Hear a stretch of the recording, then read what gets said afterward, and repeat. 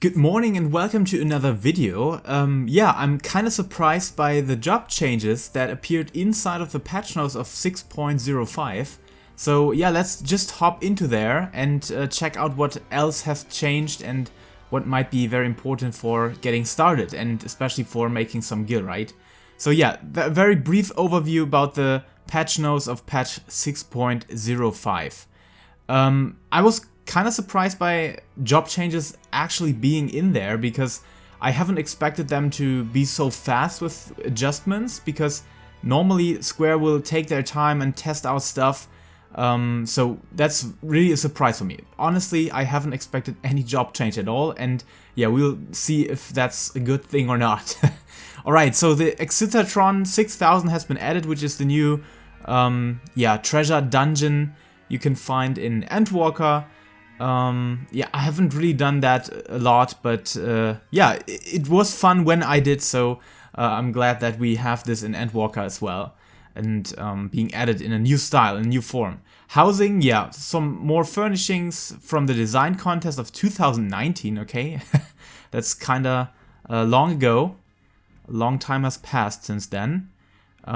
These look cool. Whoever is going to do maybe a Lala room. That's a Lala room, not for Childs, just for Lala. Okay, so Mandeville Gold Saucer Points, new price are available. They're kind of not so detailed here on these. Okay, yeah, but on Battle System they are, and I was really surprised. Some of these doesn't mean much for me because I haven't played all jobs yet. I will do that in the next couple of weeks and next couple of months, and yeah, of course. There were some changes that make sense for me, and I'm kind of surprised they have done this so early in the patch, like 4 weeks in Endwalker. So yeah, all of this is very detailed monk knowledge. I don't know. That means some adjustments to the overall interaction between stances is being done with perfect balance, especially as you can see here. It seems that something didn't work properly. That looks like a change when something doesn't work properly and you have to adjust that. Dragoon, on the other hand, that might not be a big change, but as you can see, Wormwind Thrust is kind of used very frequently, so it can be a significant change actually, because 50 potency on an ability that you use, let's say, every combo 2 times? No, every combo once, maybe 10 seconds, you use this every 20 seconds? Yeah, I would say every 20 seconds you now get 50 potency being boosted onto your Dragoon damage output. And of course, 10 onto Gear School and Nestron that you use very often as well. That might actually drag the Dragoon to the spot of the Samurai and Monk right now. I'm not completely sure about that, but it has the potential to do so. So we'll see what that, takes up into the next section. Alright, Ninja seems very detailed as well. I haven't played the Phantom Kamaitachi spell yet. This action now changes to Phantom Kamaitachi upon execution. The Phantom Kamaitachi ready status effect now has a duration of 45 seconds. Now no longer expires when the effect of Bunshin ends. Okay, so it's not lined up with Bunshin and it's not consumed upon Bunshin ending. Increase to Ninki gauge has been changed from 5 to 10. Prior to patch 6.05, both the execution of Phantom Kamaitachi and the effect of Bunshin increased the Ninki gauge by 5, resulting in a total increase of 10. The above adjustment ensures this increase the Ninki gauge remains unchanged when executing Phantom Kamaitachi. Okay, this looks like something didn't work as intended here as well. Forked Raiju. Potency has been increased from 400 to 560. Oh my god. Okay, that's a lot.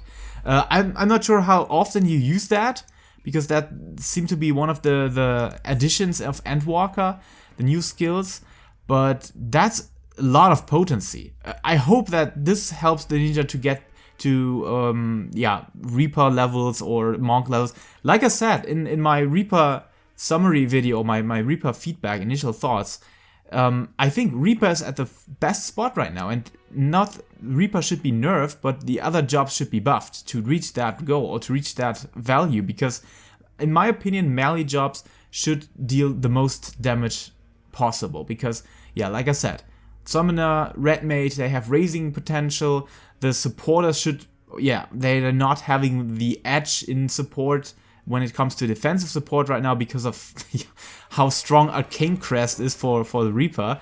But in my opinion, that's how it should be. And melee jobs, because they're having struggles with melee uptime, like every time you have positioning, exact positioning on boss fights, melee jobs might struggle the most, except the Black Mage, of course. But yeah, that's definitely a special job. We can't measure into the general design of classes, maybe. But yeah, Fleeting Raichu potency has been increased as well by 110 as well. Fleeting Raichu is, I think, the other new skill, as far as I know. So, I don't know, guys. What do you think? What do you ninja guys think? That's actually very powerful, right? I don't know. It seems very cool. And Samurai has just been adjusted with the range, whatever that means. So, yeah, you couldn't reach your target or the hitbox of the boss. You have to stand closer now, or had to stand closer before that. Okay, that's kind of weird. It seems like it's correcting things more than actually buffing it. So it seems to be as supposed now. Reaper, cure potency of the Crest of Time returned effect has been reduced from 100 to 50. That's perfectly fine. I haven't expected buffs, debuffs or nerfs to the defensive potential of the Reaper, in all honesty, but that's definitely deserved, because I feel like Arcane Crest, even with the nerf, is still one of the best defensive tools this game has to offer, at least when it comes to DPS jobs, so that's really a lot. Standard finish action category has changed from ability to weapon skill. Action category has been... Okay? That was actually a ability? Isn't that supposed to be a weapon skill? Maybe it aligns with certain yeah, stat calculations now, or with boosts you give to your spells. Like, for example, on the Dragoon I would have the Life Surge that works only for weapon skill attacks or weapon skills. So maybe we have something here on the Dancer as well. I'm not sure. I haven't played the Dancer yet. But yeah, let's come to the final one. I was blown away. Oh my god, guys. I can't tell you how insane this is, because now this basically means, or could lead us to, Phoenix and Bahamut being super close with damage. I haven't double checked this, but as far as this goes, Fountain of Fire now deals more damage than the base attack of Bahamut. And I'm not completely sure how many times you're using it, but that's basically a 90 potency increase per attack. Per attack! That's basically a stance inside of your 2-minute cycle that now deals with each attack 90 potency more. Guys, I'm not sure if that's a good thing, because Summoner right now I felt was super fine. Summoner on that low damage, maybe, when comparing it to Reaper, for example, that was really fine. Summoner has so much raising capability, so much healing stuff, so much support, and so much flexibility. I feel like Summoner right now is basically a melee physical ranged job so far, when it comes to movement and all that stuff. So I'm not sure. This could be a very, very significant change, and I'm not completely sure if that's a good one, because that has the potential to overpower Summoner again, and also affect some weird stuff with buff alignment, because now you're really flexible. You can just use your potion and your carbuncle buff right off the bat on Phoenix as well, because the potency differences, even if Bahamut might still be stronger, I'm not sure about that, could now have changed with these changes. The difference is not that significant, because you have Death Flare, but here you have much more potency on the base attack. So I'm not sure about that. That's I'm skeptical about that change. Even if I'm kind of happy to see that, yeah, my boy Summoner is doing more damage now. I'm skeptical. Okay, so Scholar range has been increased from 15 yalms to 30 yalms. The range within which player must stay has been increased from 15 yalms to 30 yalms. Okay, so Fey Union has straight up a better range now. That's definitely a good thing. I always like when ranges have been adjusted and increased, because sometimes it feels weird to be too far off and don't have your potential, your healing stuff being utilized properly, and that's always a bad thing. Okay, so Asphodel is Savage.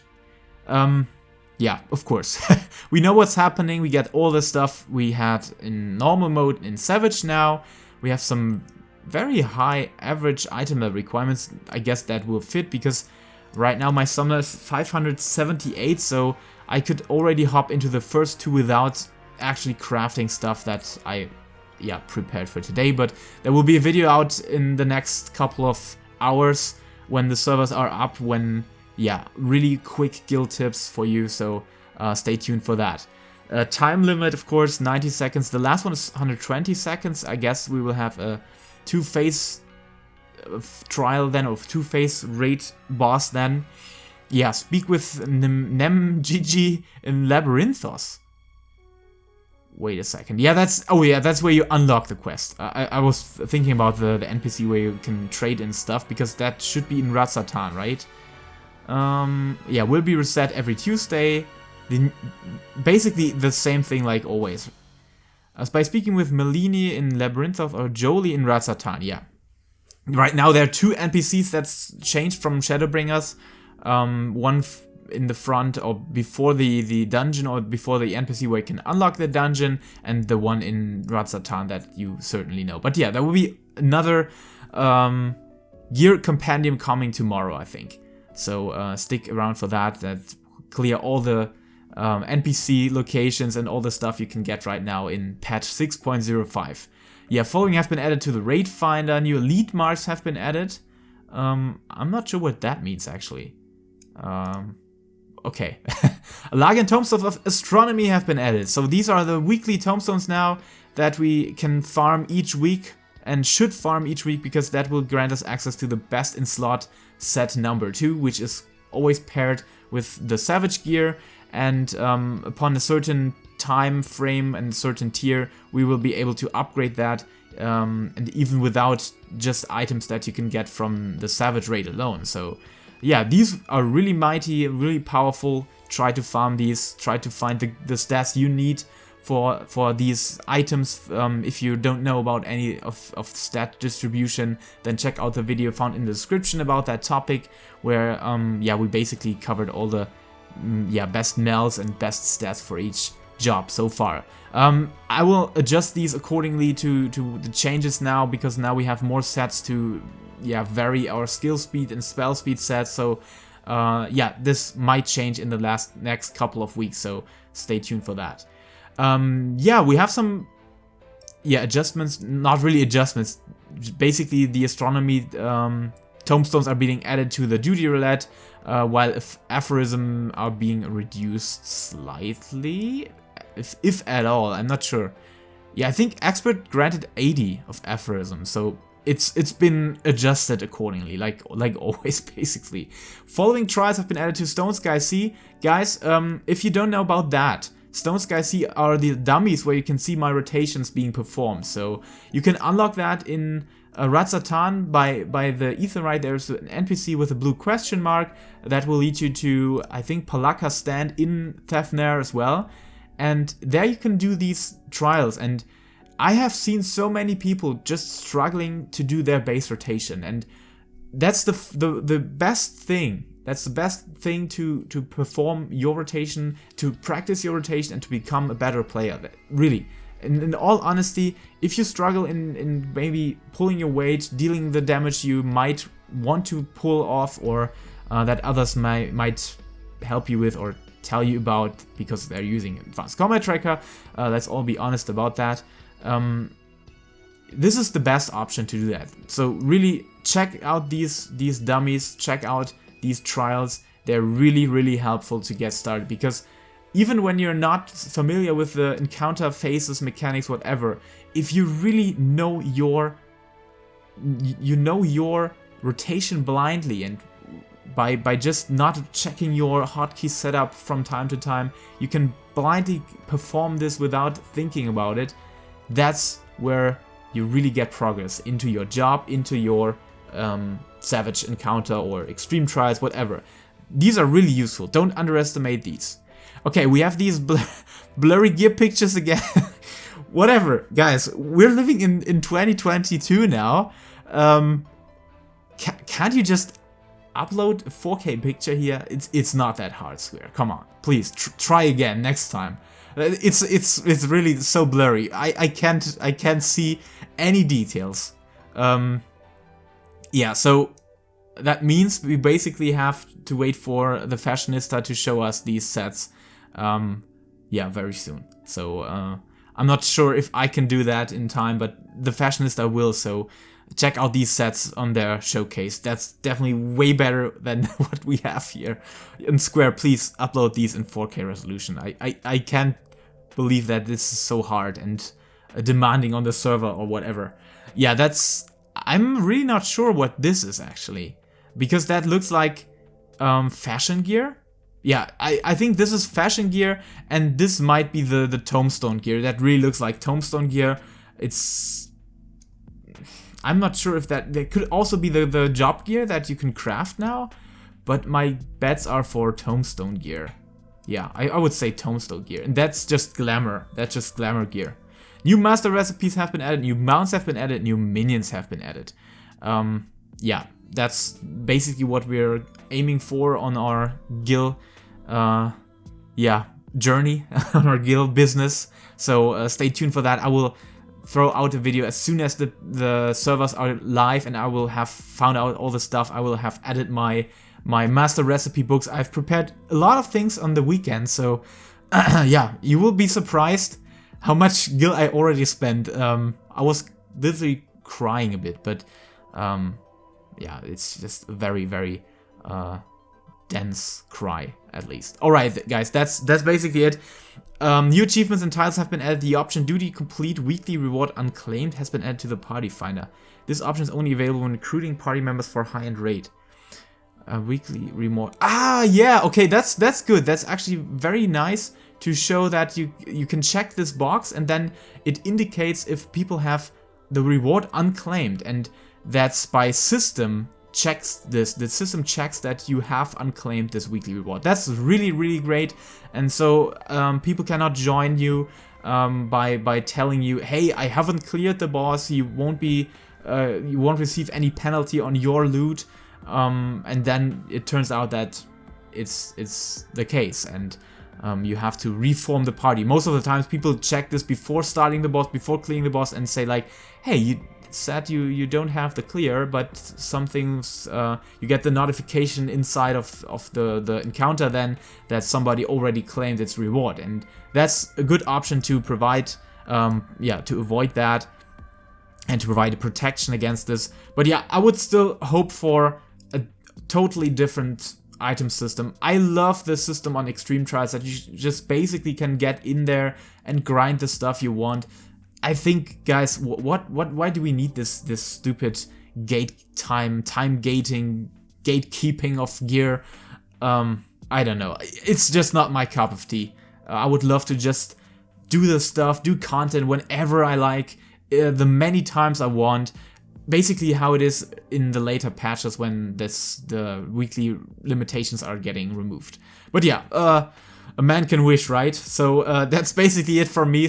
It's definitely a longer video than I expected, but yeah, job changes surprised me so hard. I don't know. The summoner might be overpowered now, but yeah, I will keep you informed about that. So stay tuned. Stay tuned for the quick Gil tips coming later, and all the stuff happening in 6.05. Have a lot of fun in there.